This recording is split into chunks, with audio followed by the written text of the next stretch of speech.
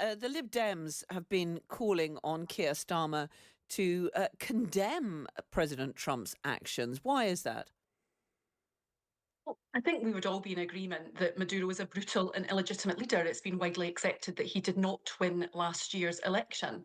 But what we've seen from the Trump administration is simply a riding roughshod over international law.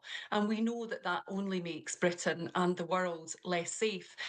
You know, when we think back to Crimea in 2014, the government wasn't talking about looking at the facts then in relation to Putin's actions there. They were condemning them.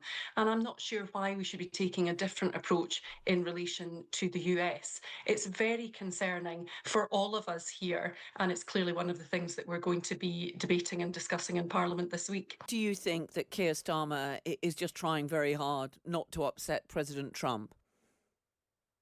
Short answer is probably yes. And certainly when you look at other European leaders, they have been more forthright in their criticism of what Trump has done here. And I think the other thing I would say in relation to a couple of the points that Neil has made is, yes, in terms of that rushing to judgment, there might be an argument for that. But then we had the Trump administration stand up and say that they were basically taking over in Venezuela and continuing to work with Maduro's deputy President Delcy Rodriguez. So that doesn't sound like a regime change to me. That sounds like some kind of grab.